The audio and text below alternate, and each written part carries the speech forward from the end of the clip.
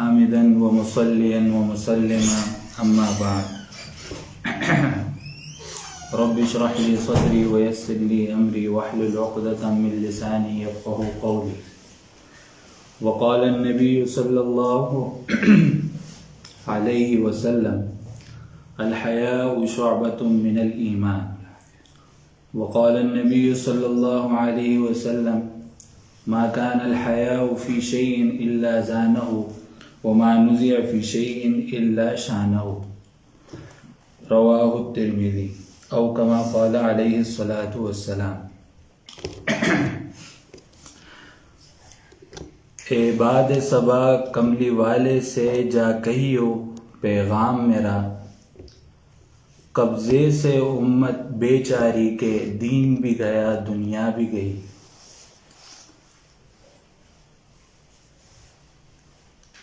इज़्ज़त है मोहब्बत की कायम एक ऐस हिजाब मुहम्मल से, मुहम्मल जो गया गैरत भी गई, गैरत जो गई इज़्ज़त भी गई। मेरे मोहतरम भाइयों और दोस्तों, आजकल एक टॉपिक जो कि बहुत पहले से चल रहा है और बहुत पहले से एक मतमय नज़र बना हुआ है जो टॉपिक, और जो उन्वान और ख़ास तौर पे आजकल जो है बिल्कुल ही ट्रेंड पे चल रहा है, ख़ास तौर पे जब से तालिबान हुकूमत वजूद में आई है, कि वुमेन राइट्स के बीमार लोग और उसके दिलदादा और उसके अलम बरदार बहुत ज़्यादा एक्टिव हो चुके हैं। एक्टिव से मुराद ये कि इनको कुछ अरसे बाद दौरे पड़ते हैं। जब कुछ होने लगता है तो इनको जो है ना एक बुखार चढ़ जाता है, और ये वही लोग हैं जो अभी मैं कुछ अरसे पहले तक लेके जाता हूं आपको, कम से कम 1400 सदियों पहले एक आदमी था। हमारे मदारिस में एक किताब पढ़ाई जाती है, दीवान हमासा, अरबिक क्लासिकल अदब की किताब है वो। जैसे आपको इकबाल पढ़ाया जाता है, गालिब पढ़ाया जाता है, अंग्रेजी में शेक्सपियर पढ़ाया जाता है, इसी तरह अरबी मदारिस में दीवान हमासा पढ़ाया जाता है। उसमें अशार हैं बहुत सारे अरबी के। उसका एक मिसरा आपको सुनाना है। एक आदमी है, वो जो है एक लड़की का रिश्ता मांगने जाता है, तो उसके वालिद साहब जो है ना उसका जवाब शेर में देते हैं। लड़की का जो वालिद होता है उसमें एक मिसरा होता है, उसका तर्जमा ये है कि जब से ये नया नबी आया है औरतों की तादाद बहुत ज्यादा हो गई है। ये शायद इस वक्त समझ ना आए ये मिसरा, लेकिन उस वक्त के लिहाज से समझना बिल्कुल आसान है कि वो वक्त वो था कि जब औरत को, लड़की को, बच्ची को एक इंतहाई तहकीर और इंतहाई तजलील समझा जाता था और जिंदा दरगोर कर दिया जाता था। एक और अरबी शायर है फरजदक, उसके दादा थे सासा, उनका नाम था। वो कहते हैं कि एक दफा मेरा ऊंट गुम गया और ऊंट की तलाश में मैं निकला तो एक जगह आग जल रही है।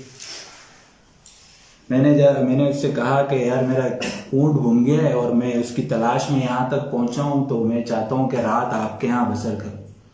तो उसने कहा हाँ क्यों नहीं।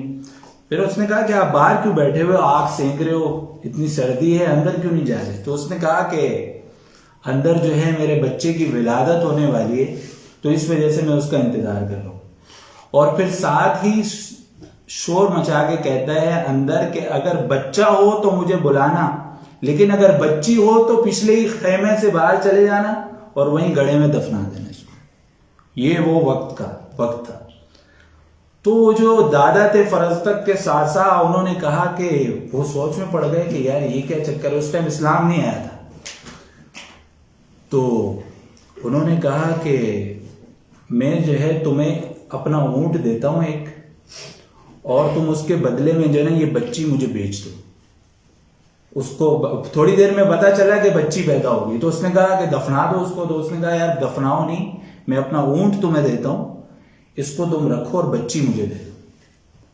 अब जो आगे वाली बात है वो ज्यादा दिलचस्प है और सुनने की है। सासा का बयान है कि जब इस्लाम आ गया और जब औरतों के हुकूक का हमें पता चला और जब औरतों के को जिंदा दरगोर करने पर पाबंदी लग गई, उस वक्त तक मेरी हवेली में मेरे जहन में ये चीज आ गई थी यार कि मैं जो है ना अब किसी भी बच्ची को मरने नहीं दूंगा इस तरह। और उसने ये तरकीब सूझी कि जहां भी पता चलता बच्ची पैदा हुई ये फौरन ऊंट लेके पहुंच जाता और वो बच्ची अडॉप्ट कर लेता, कहता यार मैं संभालूंगा इसको। वो कहते हैं कि जब इस्लाम आया तो उस वक्त मेरी हवेली में 300 बच्चियों की तादाद थी, 300 तक।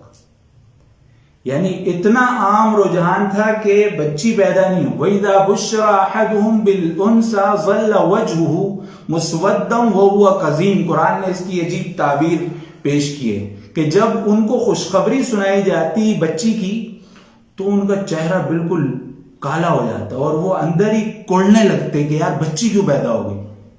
और अब भी ये आम रुझान है। क्यों? क्योंकि हम लोग लड़की को या बच्ची को अपने ऊपर एक बोझ समझते हैं, हालांकि ये तो रहमत है। और एक और नोट करने वाली बात, आप इसको पल्लू में बांधें कि आप अलैहिस्सलातु वस्सलाम का कोई भी बेटा जवान नहीं हुआ, सिर्फ बेटियां जवान। उम्मत को यह बताना था कि देखो बच्चियों की तरबियत करनी है तो आप अलैहिस्सलाम की तरह करनी है, उनका एहतराम करना है तो आप अलैहिस्सलाम की तरह करना है। क्यों? लक़द कान लकुम फी रसूलिल्लाहि उस्वतुन हसना, कि आप अलैहिस्सलातु वस्सलाम की जो जात है वो तुम्हारे लिए एक रोल मॉडल है और एक उसवा हसन है। हजरत फातिमा कमरे में दाखिल हुई, घर में दाखिल हुई तो आप अलैहिस्सलाम खड़े होकर इस्तकबाल फरमा रहे हैं। किसका? बच्ची का, अपनी बेटी का, हजरत फातिमा का। सिर्फ यही नहीं बल्कि चादर बिछा रहे हैं उनके लिए, इतना एहतराम कर रहे हैं। उसको डांटना, उसको मारना ये तो दरकिनार, उनका एहतराम किस तरह कर रहे हैं जैसे कोई इंसान बड़े का करता है। ये क्या था? औरत के हुकूक दिए। और आजकल के लोग हमें सिखा रहे हैं कि औरत को हक देना है तो किस तरह देना है। एक दो और वाक्य सुनाता हूं, फिर उसके बाद हालात हाजरा की तरफ आते हैं। हजरत उमर, बुखारी शरीफ की एक हदीस है, हजरत उमर रजी अल्लाह ताला ने घर में कुछ बात कर रहे थे तो बीवी ने उनको किसी बात पर टोक दिया। हजरत उमर जो है मक्का से आए थे, जब मदीना की तरफ आए वहां पे हिजरत की तो वहां पर अलग मिजाज था, मक्का के लोगों का अलग मिजाज था। तो हजरत उमर के सामने जब उनकी बीवी ने उनको टोका तो वो बड़े हैरान हुए कि मेरी बीवी मेरे को टोक रही है, मेरे सामने बात कर रही है। जैसे कि आजकल लोग कहते हैं कि तुम्हारा क्या काम है, तुम क्यों कह रही हो, तुम क्यों मेरे मामलात में दरअंदाजी कर रही हो, दखल अंदाजी कर रही हो। हजरत उमर रजी अल्लाह ताला उसी तरह बिल्कुल हैरान हुए। तो उनकी जो बीवी थी उन्होंने कहा कि आप मुझसे नाराज मत हो, ये तो अज़वाज मुताहरात भी करती हैं। तो वो और हैरान बढ़ गई। उन्होंने पूछा कि हुज़ूर सल्लल्लाहु अलैहि वसल्लम के साथ उनकी बीवियां ऐसा करती हैं, यानी उनको मशवरा देती है, उनकी बात पे कुछ अपनी राय का इजहार करती है। उन्होंने कहा हाँ। फौरन गए अपनी बेटी के पास। हुजूर सल्लल्लाहु अलैहि वसल्लम के निकाह में हजरत उमर की कौन सी बेटी थी? हजरत हफ्सा। ये चीजें आपको पता होनी चाहिए कि कौन किसका रिश्तेदार है, किसका रिश्तेदार नहीं है। उनकी हुजूर सल्लल्लाहु अलैहि वसल्लम की बीवियों का क्या नाम है, उनके निकाह में कौन कौन थी, उनका निकाह करने की वजह क्या थी, इतनी ज्यादा बीवियां रखने की वजह क्या थी। ये औरतों के पूरे हुकूक आपको समझ आ जाएंगे कि औरत है को इस्लाम ने क्या हक दिए। फौरन अपनी बेटी हजरत हफ्सा के पास गए, उनसे पूछा कि तुम इस तरह करती हो, हुजूर सल्लल्लाहु अलैहि वसल्लम को मशवरा देती हो और उनकी बात पे बात करती हो, जवाब देती हो। उन्होंने कहा हाँ मैं इस तरह करती हूँ। उन्होंने कहा कि तुम आयशा को देखकर इस तरह करती होगी, लेकिन आयशा की बात अलग है। हजरत आयशा चूंकि थोड़ी कम उम्र भी थी और आप अलैहिस्सलाम को उनसे बहुत ज्यादा मोहब्बत थी। तो उन्होंने कहा कि हजरत आयशा की बात अलग है, लेकिन तुम इस तरह मत किया करो। उन्होंने कहा मैं क्या, सारी अज़वाज इस तरह करती हैं। और हैरान हुए। फिर सीधा चले गए हजरत उम्मे सलमा के पास।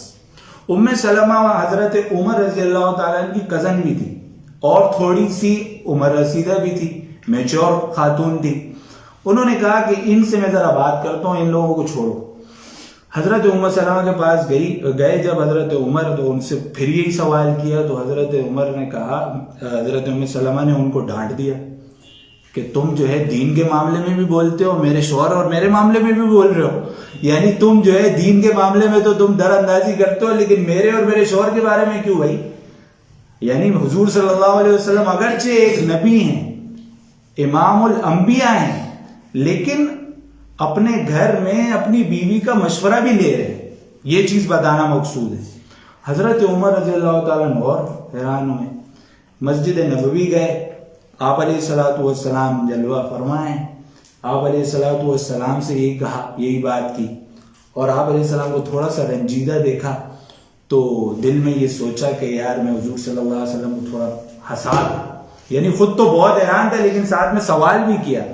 कहा कि यार रसूलुल्लाह, हम कुरैशी लोग, हम मक्का के इतने बड़े लोग, हमारे सामने तो लोग औरतें बात तक नहीं कर सकती थी, हम तो इनको गिनती में ही नहीं लाते थे, हम तो इनको बिल्कुल ही छोटा समझते थे। ये आज हमारे सामने जो है ना, जब से हम लोग आए हैं, हमारी औरतें भी इनकी देखा देखी अंसारियों की बीवियों की तरह हम पर हावी हो गई हैं। तो आप अलैहिस्सलातु वस्सलाम मुस्कुरा दिए। और एक जगह आप अलैहिस्सलातु वस्सलाम ने फरमाया कि तुम में से बेहतर शख्स वो है कि जो अपने घर वालों के साथ सबसे ज्यादा अच्छा हो, और मैं तो अपने घर वालों के साथ सबसे ज्यादा अच्छा हूं। तो यानी ये कि बताने का मकसद ये है, समझाने का मकसद ये है कि इस्लाम ने सबसे ज्यादा हुकूक दिए।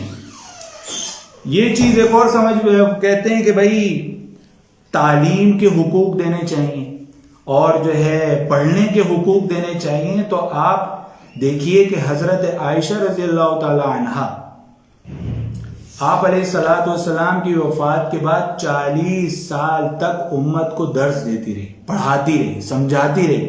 और अबू मूसा अशरी जो खुद फकीह थे, वो फरमाते हैं कि जब हम किसी मसले में फंस जाते तो हम हजरत आयशा के पास जाते तो हमें कभी महरूमी नहीं होती कि हमें जो है ना जवाब नहीं मिलेगा। हजरत आयशा इतनी फकीह थी और इतनी तालीम याफ्ता थी दीन के बारे में कि बड़े बड़े फुकाहा जो सहाबा में थे, जो आप अलैहिस्सलातु वस्सलाम के साथ रहे थे, वो भी हजरत आयशा के पास आते थे सीखने के लिए। लेकिन वो क्या था? मिन वराइ हिजाब, पर्दे के पीछे एक दीवार कायम की हुई थी, एक हद कायम की हुई थी, एक तरीका बतलाया हुआ था कि तुम्हें गुजारना है, औरतों को अगर हक देने हैं तालीम के तो इस तरह देने, मना नहीं किया। आप देखें मुहद्दिसीन का जो वतीरा है वो हजरत अबू बकर से भी उसी तरह ही हदीस लेगा, उतनी ही वजन देगा, उतनी ही अहमियत देगा। हजरत आयशा की हदीस को भी उतनी ही अहमियत देगा। इसमें कोई भी तफरीक नहीं करता कि भाई ये लड़की है तो इसकी जो है ना हदीस थोड़ी कमजोर होगी, हजरत अबू बकर चूंकि जो है बड़े सहाबी हैं तो इनकी हदीस बहुत कवी होगी, नहीं, कोई तफरीक नहीं। उसके बाद जरा आप नीचे आ जाए ताबीन के दौर में, इमाम मालिक बड़े फकीह हैं, उनकी बेटी भी बड़ी फकीह थी, बड़ी आलिमा थी।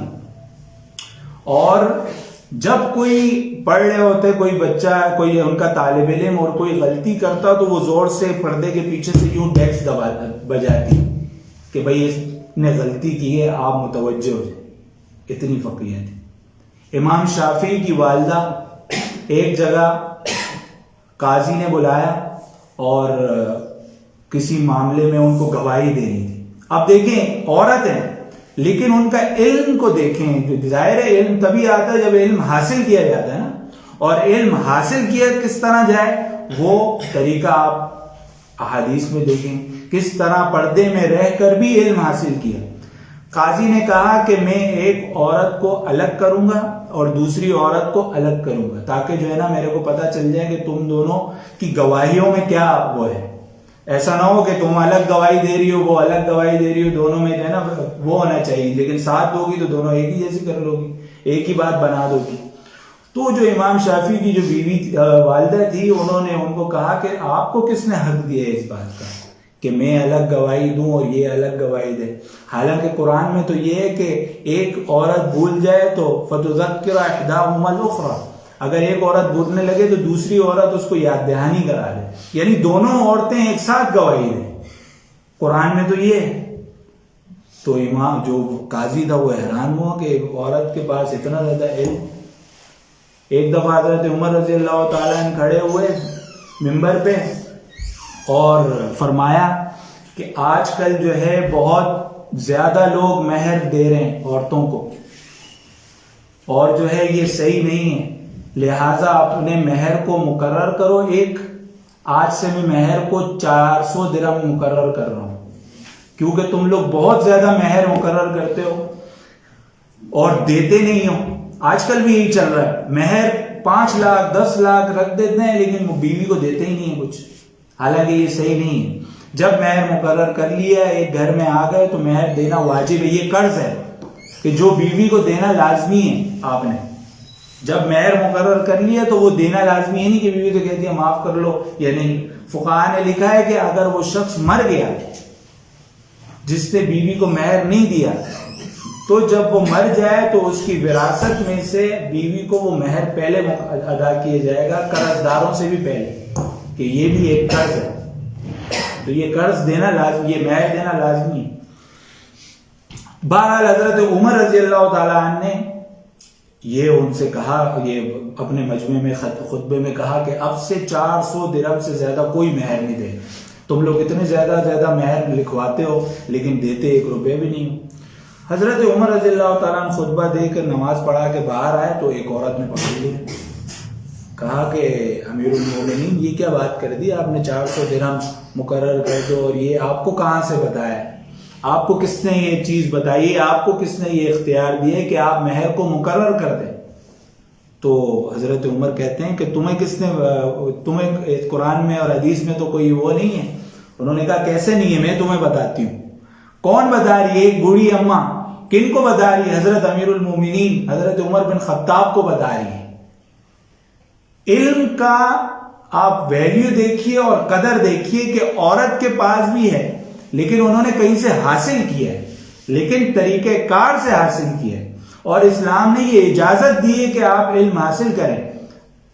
आप अलैहिस्सलाम ने फरमाया कि तलबुल इल्मी फरीदतुन अला कुल्ली मुस्लिमिन व मुस्लिमतिन, कि इल्म हासिल करना हर मुसलमान मर्द और औरत पर फर्ज है। फर्ज तो दोनों के लिए है ना, या एक के लिए। तो इल्म हासिल करने का इख्तियार और हक सबसे पहले तो इस्लाम ने दिया। फिर हजरत उमर को वो दलील देती हैं कि फला ताखुदू मिन्हु शैआ, कि जो मर्द अंबार के अंबार औरतों को दे देते हैं तो उनके लिए ये बात जायज नहीं है कि वो उनसे वापस लें। फला ताखुदू मिन्हु शैआ, तो ये जो क़िंतारन अल्लाह ताला ने फरमाया कि जो है ना अंबार के अंबार अपनी औरतों को जो मेहर देते हैं, तो इससे मुराद ये है कि जितना मर्जी दें मर्द। हम औरतें जो है मर्दों से जितना चाहे पैसे लें, आपको किसने इख्तियार दिए कि आप रोकें? तो देखिए इस्लाम ने बहुत सारे हुकूक दिए हैं, राय देने का, मशवरा देने का, तालीम हासिल करने का, इसी तरह बहुत सारे हक दिए। उसी में से लेकिन तरीका शरीयत के मुताबिक हो। सिर्फ ये चीज बता दी कि आपने तरीका देखना है कि तरीका क्या है। अगर वो शरीयत के मुताबिक है तो वो तो अच्छा है, लेकिन अगर शरीयत से मुतसादिम है तो फिर बहुत ही बुराई की तरफ जाएंगे। दूसरी तरफ आने से पहले एक छोटी सी कहानी आपको सुनाऊंगा मैं। एक लड़की थी, उसने एक फोन लिया, उसके वालिद साहब ने कहा बड़ा अच्छा फोन है। तो उसके ऊपर उन्होंने देखा ये कवर लगा हुआ है, तो वालिद साहब ने कहा ये कवर भी कंपनी ने दिया है? कहा कि नहीं, कंपनी ने नहीं दिया। मिसाल के तौर पर ये फोन है, अगर ये वैसे ही आता है ना, खाली आता है, इसके साथ कवर अलग है, तो उससे वालिद साहब ने कहा ये भी कंपनी ने दिया है? तो कहा कि नहीं, कंपनी ने नहीं दिया। कहा कि इसमें क्यों रखती हो? कहा ये ताकि इसकी हिफाजत रहे। तो ये बुरा नहीं लगता? फोन इतना बड़ा तुमने लिया हुआ है और बुरा अजीब सा लग रहा है, फोन वैसे ही रखो। कहा कि नहीं, अब्बू जान टूट जाएगा या खराब हो जाएगा। तो वालिद साहब ने कहा कि तुम्हारे को भी हम चाहते हैं कि इसी हिफाजत में रखें, कि तुम अगर खुली और बराना घूमोगी तो तुम्हें भी किसी की निगाहें तोड़ देगी, तुम्हें भी किसी कोई दर अंदाजी करके तुम्हारे भी इज्जत और इस्मत पे दागदार तार तार कर देगा। तो वालिद ने कहा कि हम भी यही चाहते हैं कि तुम इसी तरह इफ्फत और पाकीज़गी में रहो ताकि कोई तुम्हें तोड़ ना सके। आज यूरोप ने हमें ये पट्टी पढ़ा दी औरतों को कि हम दे रहे हैं वुमेन राइट्स और फेमिनिज्म, और जो है ना तुम चार दीवारी में डिप्रेस्ड हो जाती हैं औरतें, और जो है ना कैद हो जाती हैं, और जो है बच्चों की खिदमत, वालिदैन की खिदमत, और जो है ना बहन भाइयों की खिदमत, ये सारी चीज़ों में डिप्रेस्ड हो जाती हैं, इनको आज़ाद किया जाए। गोया कि उनको समझाया गया, पहले ये माइंडसेट क्रिएट किया गया कि आप लोग कैद हैं, फिर उनको किया गया आज़ाद। और आज़ाद कैसे किए गए? ये यहाँ की तहरीक नहीं, ये आज़ादी मार्च यहाँ का स्टार्ट नहीं हुआ, ये बहुत पहले यूरोप में स्टार्ट हो चुका था कि हमें आज़ादी चाहिए। फिर आज़ादी का क्या नतीजा हुआ कि उनको हक दिए। एक हक ये दिया कि भाई औरत जहां चाहे जाए, उसको कोई रोक टोक नहीं कर सकता, पहला। दूसरा ये कि औरत मर्द के बराबर है, मुसावी दर्जा है दोनों का, यानी मर्द को जितने विरासत में हिस्सा मिलेगा उतना ही उसको मिलेगा। इसी तरह बहुत सारे हुकूक उन्होंने दिए। उसका साइड इफेक्ट कहां पे पड़ा? जब एक मर्द ने देखा कि ये औरत मेरी मर्जी के बगैर और मेरी इजाजत के बगैर रात को कहीं भी चली जाए और मैं उसको रोक नहीं सकता, तो मैं ऐसी औरत को बर्दाश्त नहीं करूंगा। फिर क्या हुआ? लोगों ने निकाह करना और एंगेज यानी मैरिज करना छोड़ दिया। एक वजह ये हुई, और दूसरी वजह ये हुई कि जब मर्द तलाक देता था ना, तो उसको अपनी आधी जायदाद वापस देनी पड़ती थी बीवी को। उन्होंने कहा यार ये तो शादी करना तो हमारे लिए अजाब हो गया, यानी मेरी इससे नहीं बन रही तो मेरे को अपनी आधी जायदाद इसको देनी पड़ेगी। तो उन्होंने कहा यार एंगेजमेंट को छोड़ो, गर्लफ्रेंड का कल्चर हम गर्लफ्रेंड बॉयफ्रेंड रहेंगे, बस रूम पार्टनर रहेंगे हम, इससे आगे शादी वादी का सिलसिला जो है ना मेरे बस की बात नहीं। उन्होंने फिर शादियां करना छोड़ दी। फिर उसके बाद उन्होंने पार्टनरशिपिंग रखी, यार लाइफ पार्टनर है हम, बस उसको एक महदूद तक रखा। इससे क्या हुआ? खानदानी निजाम बिल्कुल बिगड़ गया। और आपको एक इंतहाई खतरनाक बात बताऊं, वहां पर अब ये हाल हो गया है कि बच्चों के साथ वालिद का नाम नहीं लिखा जाता, वालिदा का नाम लिखा जाता है। क्यों? पता ही नहीं है इसका वालिद कौन है। यानी इतने उसके ताल्लुकात हैं कि खानदानी निजाम बिल्कुल तबाह हो गया। ये क्या हुआ? ये बेपर्दगी का अंजाम हुआ, ये हुदूद की पामाली का अंजाम हुआ, ये जरूरत से ज्यादा हद से मुतजाविज जब हुए तो फिर क्या हुआ? खानदानी निजाम बिगड़ गया पूरा। एक औरत पूरे खानदान की एक बुनियाद होती है।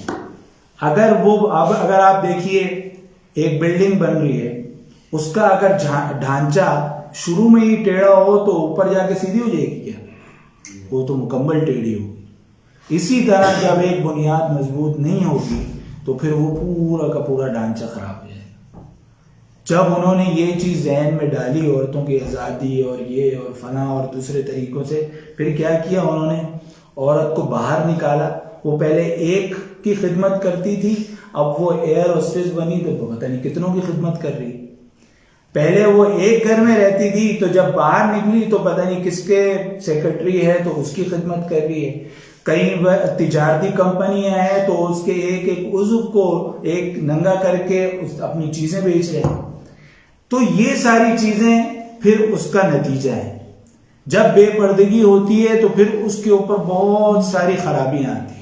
एक तो ये कि औरत के साथ अपनी ज्यादती तो ये हुई इनफरादी, एक होती है इज्तिमाई खराबी। मसलन आजकल हर आदमी के पास फोन है, उसमें पता नहीं क्या क्या है, जो दिल चाहता है वो देख रहा है। जो दूसरे माशरे हैं जो थोड़े से शऊर रख रहे हैं अभी आहिस्ता आहिस्ता, वो लोग फजूल जो वेबसाइट्स हैं उन पर पाबंदियां लगाई हुई उन्हें कि भाई ये वाली वेबसाइट नहीं देख सकते, ये वाली खबरें सुनाना मना है।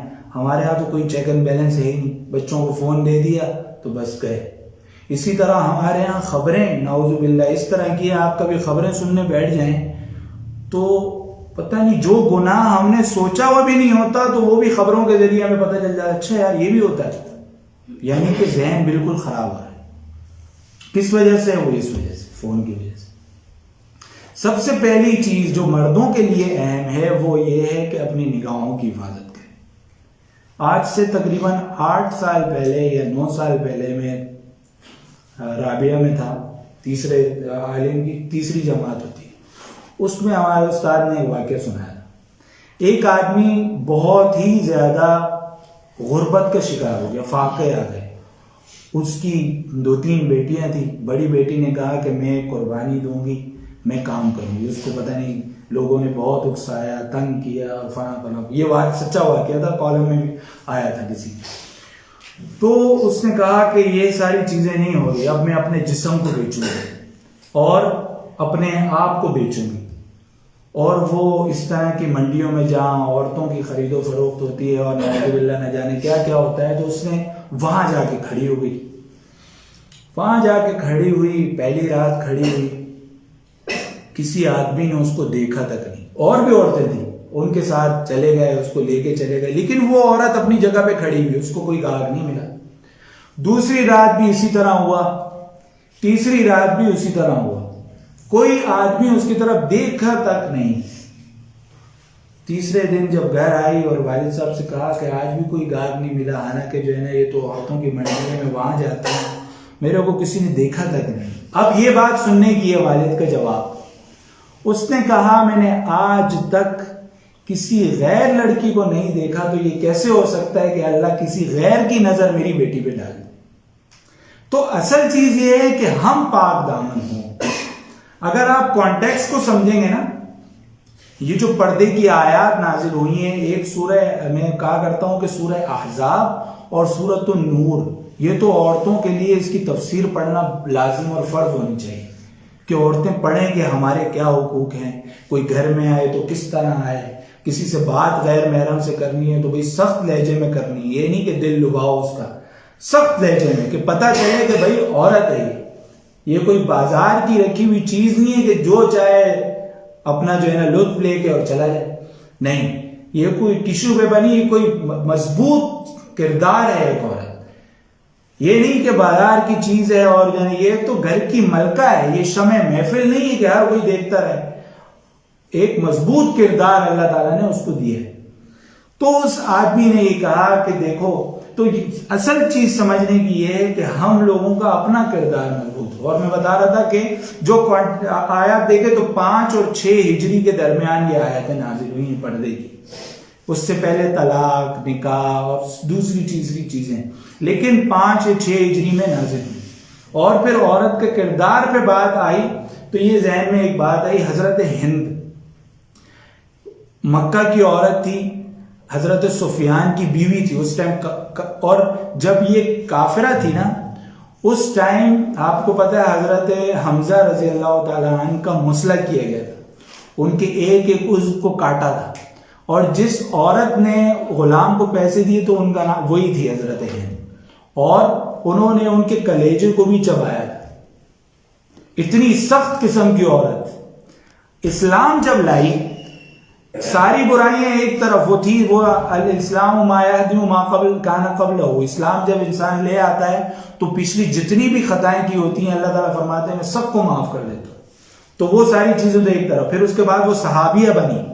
जब सहाबिया बन रही थी, आप अलैहिस्सलाम बैत लिया करते थे, वादा लिया करते थे कि भाई मैं ये नहीं करूंगी, तुम वादा करो कि मैं शिरक नहीं करूंगी, तुम वादा करो कि मैं फलां गुनाह नहीं करूंगी, फलां गुनाह नहीं करूंगी।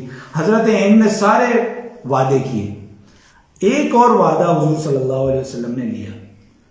आप अलैहिस्सलाम ने उनसे कहा कि तुम ये भी वादा करो कि मैं कभी जिना नहीं करूंगी। जब ये बात की ना, अब ये जवाब सुनने वाला है।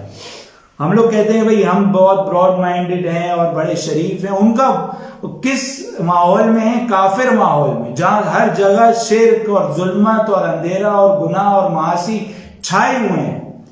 उस दौर में हजरत हिंद फरमाती हैं कि या रसूलल्लाह, क्या कोई शरीफ औरत इसका सोच भी सकती है कि अपने शौहर के अलावा किसी और से जिना भी करवाए? ऐसा उनके वहमो गुमान में भी नहीं था। यानी कि उस टाइम भी मखलूत माशरा था, उस टाइम भी लोग मिलते जुलते थे, लेकिन वो बेहया ही नहीं थे। उस टाइम भी हजरत हिंद का जवाब सुनने वाला है आजकल की औरतों के लिए। उन्होंने फरमाया, क्या कोई शरीफ औरत ऐसा सोच भी सकती है? ये चीज झंझोड़ने वाली है हमें कि हम लोग खुद को पाकबाज तो समझ रहे हैं, लेकिन हम लोग खुद किस जगह पे, हमारी तन्हाई कैसी है, हम लोग दूसरे के बारे में किस तरह सोचते हैं? कोई खातून अगर जा रही है तो हम उसको किस नजर से देख रहे हैं? कल हम ये भी सोचें कि हम भी किसी के भाई हैं, हम भी किसी के बेटे हैं, हम भी किसी के वालिद बनेंगे, हम भी किसी के भाई हैं। ये सारी चीजें हमारी नजरों में। कुल्लिल मुमिनीना यग़ज़ू मिन अब्सारिहिम व यहफ़ज़ू फ़ुरूजहुम, हे नबी, मोमिनों से कह दीजिए कि अपनी निगाहों को नीचे करो और अपनी शर्मगाहों की हिफाजत करो। वकुल्लिल मुमिनाती, और जो मोमिन औरतें हैं उनसे भी आप ये कह दीजिए कि यग़ज़ुज़्न मिन अब्सारिहिन्ना व यहफ़ज़्न फ़ुरूजहुन्ना, कि तुम अपनी भी निगाहों को नीचे करो। यह हुक्म सिर्फ मर्द को नहीं है कि अपनी निगाहें नीचे करनी है, औरत को भी है। ये सिर्फ मर्द को हुक्म नहीं है कि किसी औरत को इस तरह मत देखो, ये औरत के लिए भी है कि तुम अपने आप को इस तरह बरहाना मत दिखाओ, लोगों को पेश मत करो। एक और हदीस मेरे जहन में आई, बस ये आखिरी हदीस सुनाकर मैं अपनी बात खत्म करता हूं कि आप अलैहिस्सलातु वस्सलाम ने फरमाया कि दो चीजों की तुम लोग मुझे जमानत दे दो, कयामत के दिन मैं तुम्हें जन्नत की जमानत देता हूं। दो चीजों की मुझे जमानत दो, मैं तुम्हें कयामत के दिन जन्नत की जमानत दूंगा। आप अलैहिस्सलाम ने फरमाया कि उस चीज की हिफाजत करो कि जो तुम्हारे दोनों जबड़ों के दरमियान है, और उस चीज की हिफाजत करो जो तुम्हारी दोनों रानों के दरमियान है। यानी अपनी जुबान की हिफाजत करो कि जुबान से किसी को तकलीफ ना हो, और अपनी शर्मगाह की हिफाजत करो कि कहीं ये गलत और नाजायज कामों में इस्तेमाल ना हो। अल्लाह ताला मुझे भी और हम सब को इस पर अमल करने की तौफीक अता फरमाए। व आखिर दावाना अल्हम्दुलिल्लाह।